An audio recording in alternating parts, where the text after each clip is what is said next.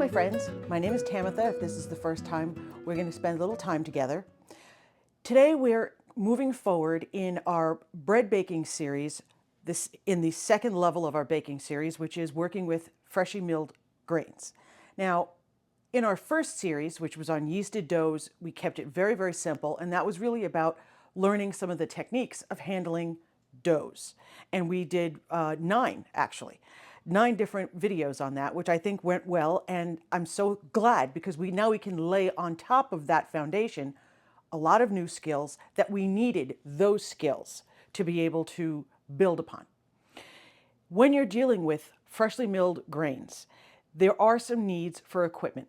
It's not quite as easy as going and buying a bag of flour off the shelf, and there's a very good reason for that. I mean, can you use wheat right off the shelf at the supermarket? Yes. Will you be happy with the result? Probably not. And the reason for that is oxidation is a real issue when you're grinding wheat. And so the goal is to grind your flour and then use that flour as soon as possible. When you're working with what's on the supermarket shelf, you have no way of knowing how long that's been there, how it's been handled, how many temperature changes it's endured by the time it got to that shelf. And then it sits in your house for a few weeks. You're almost guaranteed you're dealing with rancid flour. Now, getting a family to transition from white flour to whole grain flour has its challenges as it is. To try to do that process using rancid flour, it's just an uphill battle that's not worth fighting.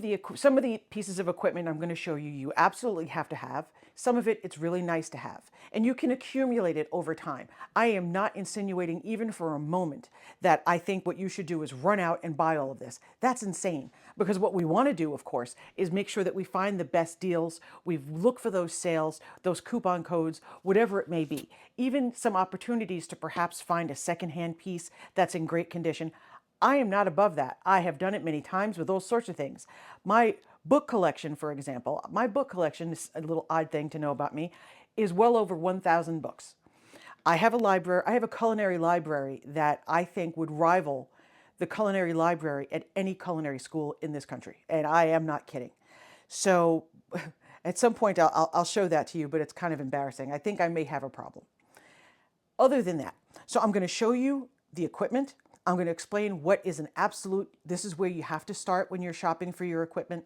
These are things that you can build over time.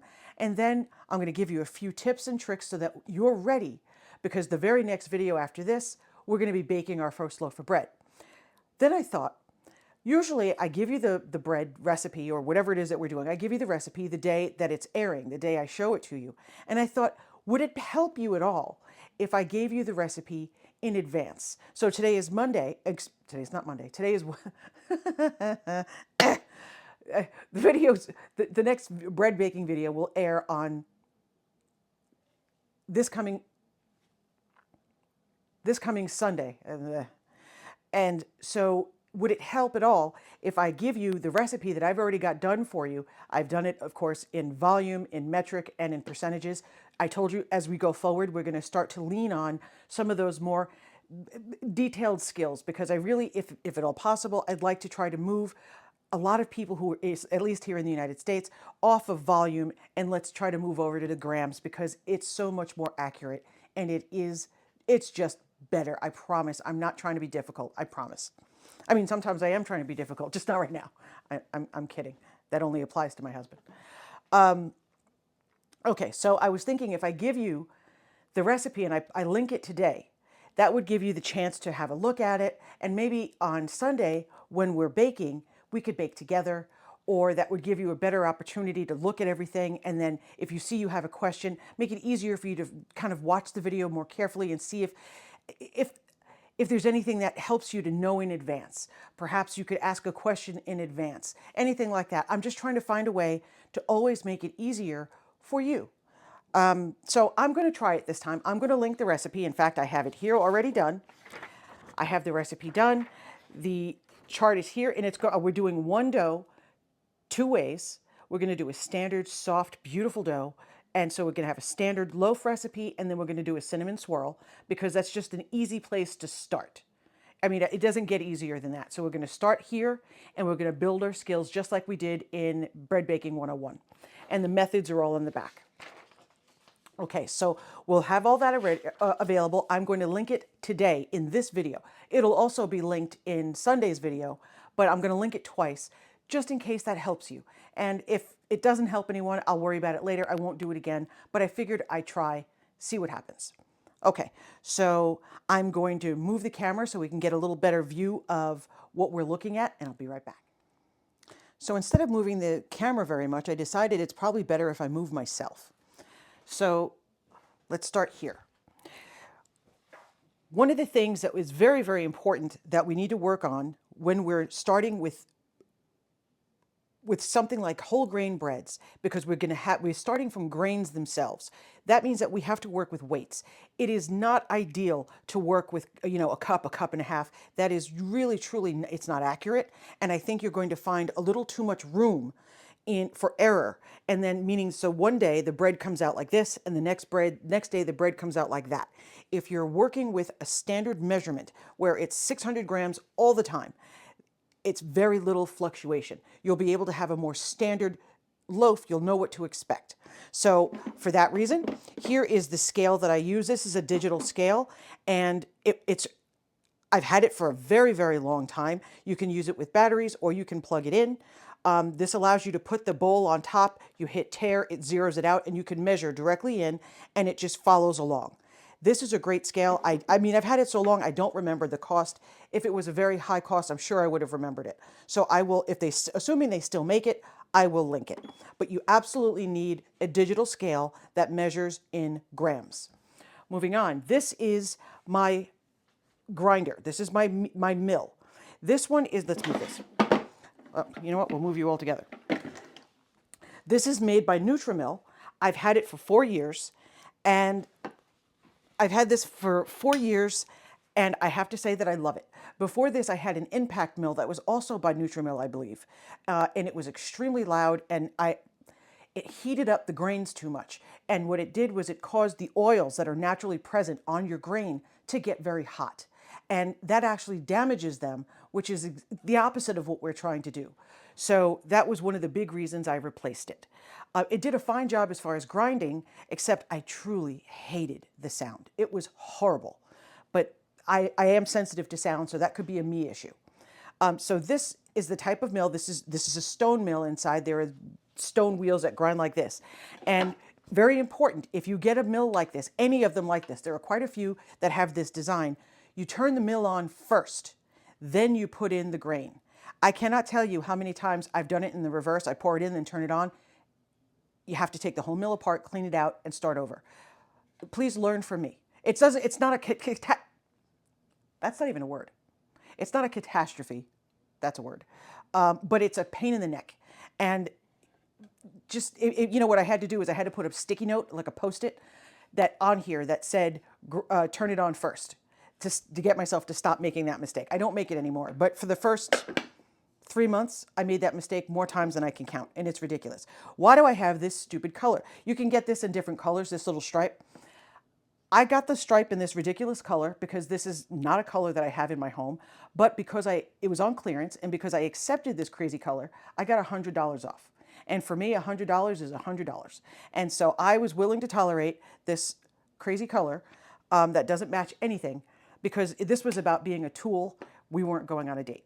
So I saved $100. So every time I look at this and I look at this absurd color that I do not like, I say to myself, we're not dating, and I saved $100.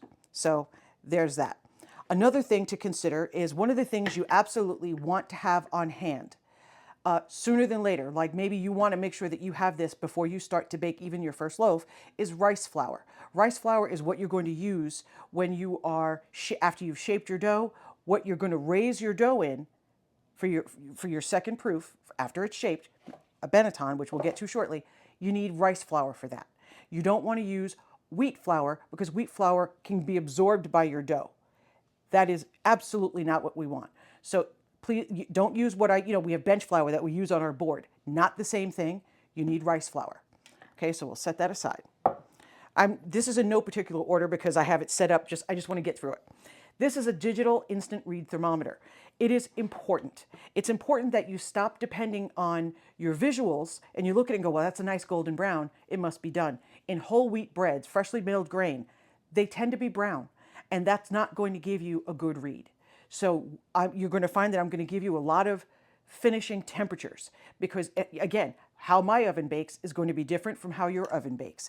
And it doesn't matter if it takes 5 minutes more in yours or less in mine. What matters is that we hit the right temperature. So the recipes are going to have a temperature included.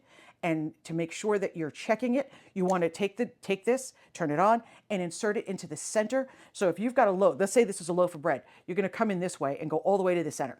So that way you're not going to get something that's too close to the bottom, too close to the top, or the edges. You're going to go right in the side because you don't want to make a hole in the top. It ruins it. So you make it in the side of the loaf and go all the way to the center. So you're going to be like that. You see, that's where you go in, and that's how far in you want to go. That's going to give you the temperature dead center.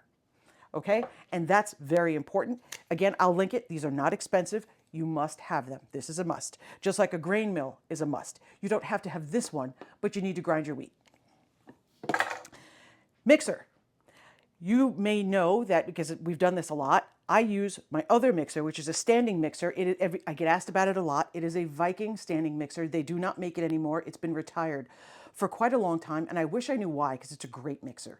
But they don't make it anymore, and they haven't in forever. I also have this one. This is the Bosch Universal. I've had this one longer than I've had the Viking. I use this solely for bread baking. I don't really enjoy the way it makes cookie batter or cake batter, whipping creams. I'm just being honest. I don't think it does a great job. I use the Viking for that. This does an incredible job of working stiffer, heavier, sturdier dough. This thing is a machine. And not only does it do it well, but you can use a bigger batch. This is a monster. And so I do not use whole grain flours, freshly milled grains in my standing mixer ever. In the Viking, now can the Viking handle it? Yes, probably. I don't want to find out the hard way, the way I did with my not one, but two KitchenAid mixers. KitchenAid was the gold standard, and that's what I had. And when I decided to learn how to start working with freshly milled grains, I made my flour, I did my recipe, I put it in my KitchenAid. And in a very short period of time, it murdered my KitchenAid. It just overheated. There was smoke. It was awful. It was there was tears. I thought I did it. What did I do wrong? Because I treasured this thing. It's not inexpensive, and I don't know about you, but for me, saving up and being able to afford my first KitchenAid was a big deal. And I bought it myself. I didn't. It wasn't a gift from anybody. It was a gift from my hard work, and I killed it. So I was devastated. I bought another because I thought it was my mistake, and I didn't know what mistake I made. I just know I murdered my KitchenAid. And I went back to baking my breads because this is the gold standard of stand mixers. I don't, certainly it's not the mixer. It had to have been me. Well, I did it again. I murdered the second one. And that's when I started to do a little bit more research. Now, this is a long time ago. So, trying to figure out what did I do wrong.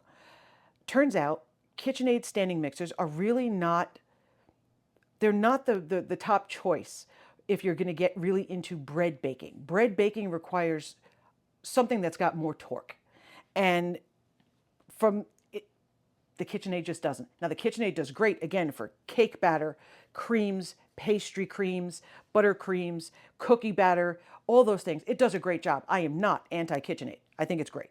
But it is not, if you're going to get into bread baking and you're only going to buy one mixer, I don't recommend you buy that one.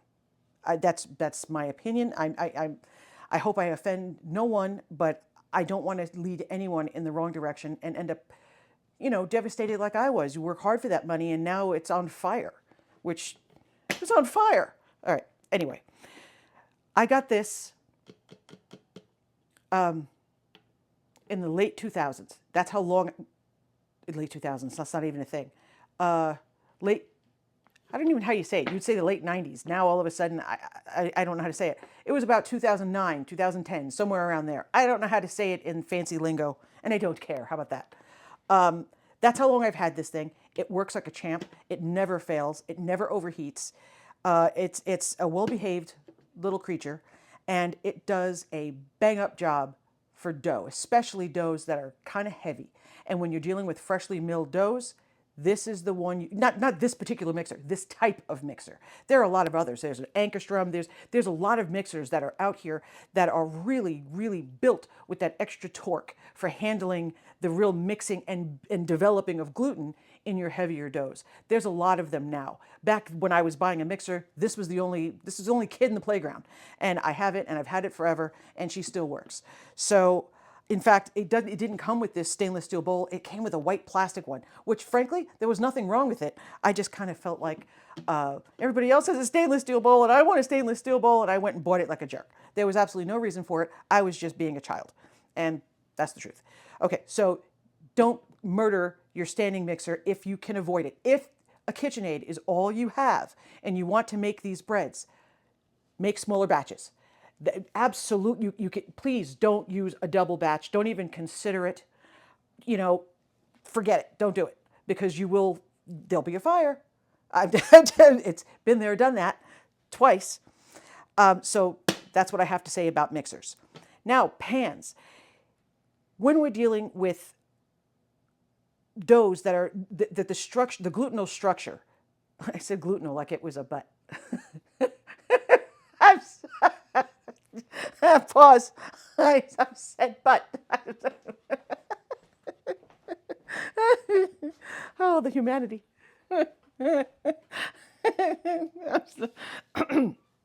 Grow up.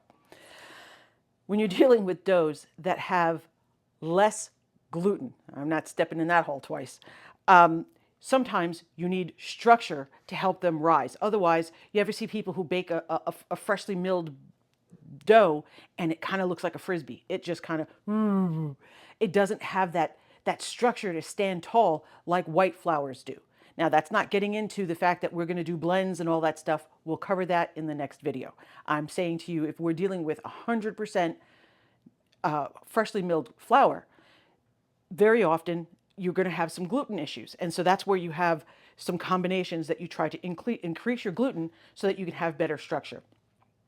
One of the ways that you can ensure some success and not end up with squat little things is by using baking pans that give your dough support. So as it's rising, it doesn't have to hold itself up. It's got sides that'll help it do that.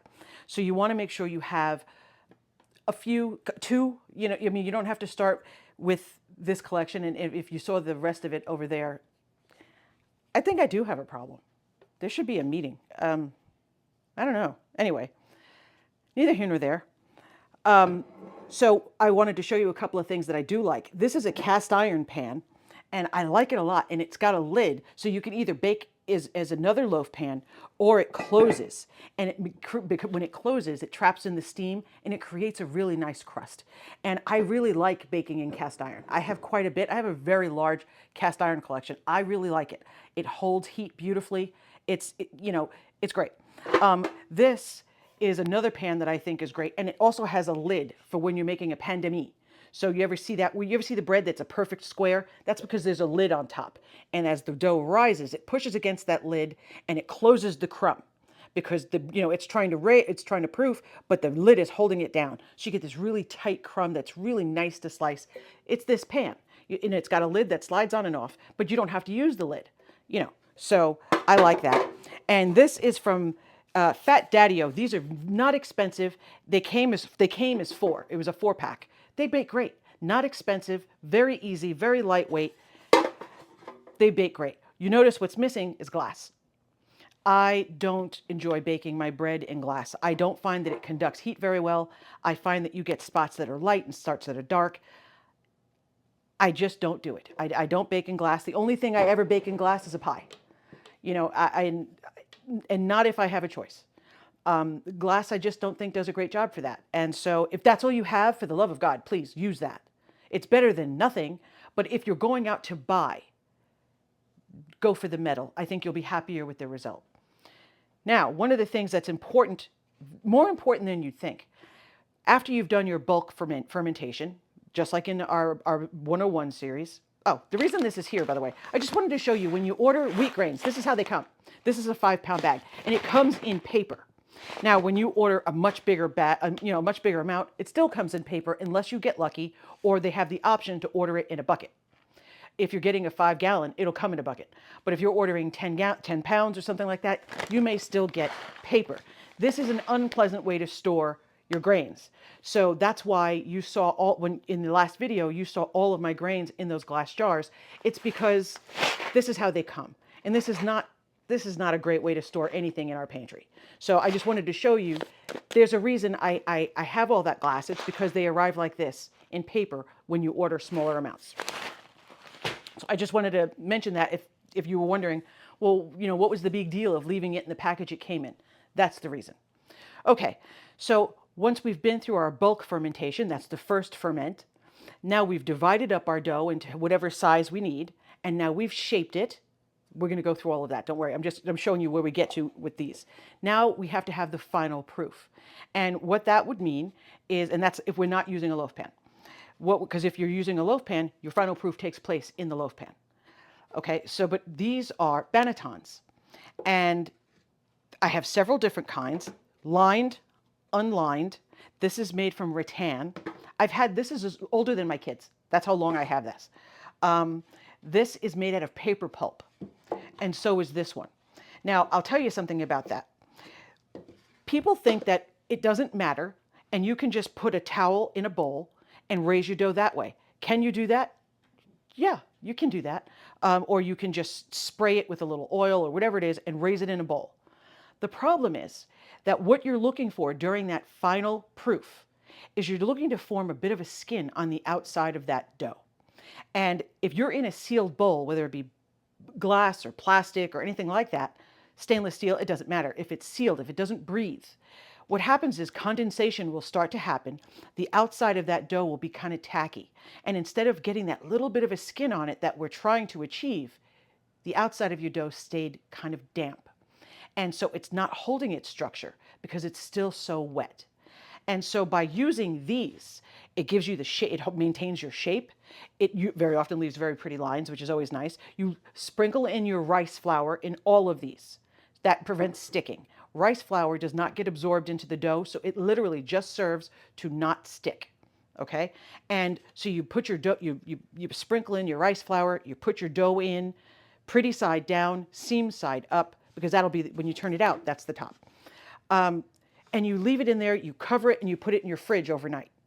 And you want to bake your bread, ideally, the next day when it's cold, right out of the fridge. You go from the fridge right into the oven. Don't worry, I will explain all of that. None of that's relevant right now. We're just talking about bannetons. So I promise you, I'm not going to leave you floating anywhere. I absolutely will not. So you've got your dough in here. Overnight, it sat in the fridge. This, I don't know if you can see through here. Can I hold it up to the light? Can you see? There is some light coming through. If there's light coming through, if I tried to put water in here, it would leak. Okay, so what does that mean? It means air is able to get in and out. So we're able to form that little bit of a skin. And that's going to make a huge difference when we turn out our dough. We are not going to slide all over the place. We've got a skin. It's got a little bit of ability to stand. It's not just a liquid. Not a liquid, but it's got some dexterity. It's got something to hold it up a little bit. Now you put a little bit more rice flour over the top. You need a lamb, by the way. I realized I didn't have my lamb here. Here's one for the sake of argument. That's just a blade. And so that you can cut your pretty design, or you can just do a simple, because really all you're doing is giving a place for the bread to open. Your bread's going to open whether you want it to or not. So either you cut it and have it open the way you'd like and where you'd like, or you don't cut it and you put it in the oven and it opens where it felt like, which is very often on the side, and it looked like that. And a lot of work went into this to have it look like it had a diaper blowout in Walmart. So for that reason, you want to make sure that you have a lamb. Now, if you don't, please don't spend $100 on a lamb. Yes, I'm aware that there are people who are selling really expensive, beautiful, carved walnut, whatever. A razor blade's fine. A razor blade's fine. Okay, just everybody's gotten a little crazy with that. So please make sure, please use a banneton. You don't have to use the world's most expensive banneton, but having the ability for your dough to form that skin and breathe on its final rise is so important to the quality of the result you'll get at the end. Now, this is wood pulp. And so it's an extruded kind of thing, and it's not wood. I mean, it feels like paper, but it's very heavy. I mean, it's heavy. But what you get with this is it helps absorb some of that liquid. So it makes that skin, again, is absorbed. I mean, the liquid that's on the outside, the condensation is absorbed. The skin is allowed to form, and we get the same result. So whether you choose to go with one of these, or one of these, or a lined one of these. Now, if you buy a lined one, that's fine, because when you don't want the lining and you want the cute little decoration to show, you just take the lining out. Okay? So that's all you need. This is what matters. You have the tools that you absolutely have to have. You don't have to have 20 of these. You have to have 2. You know, some sheep hands just to bake on. And it's nice if you have a Dutch oven that you can bake, because when you're making an artisan bread, a Dutch oven is nice because you heat that up, you bake in there. We'll get to it. But what you absolutely want to start with is this stuff here. It makes a difference, and it'll make sure that you can enjoy this process.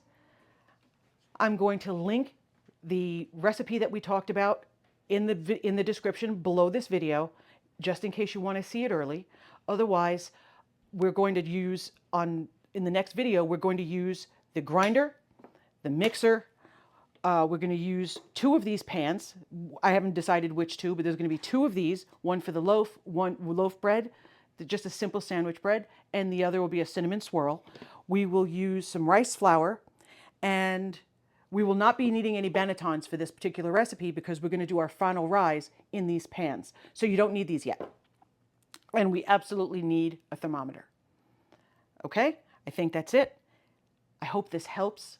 I can't wait to do this with you. I just wanted to make sure that everything I could give you to avoid frustration, that I did.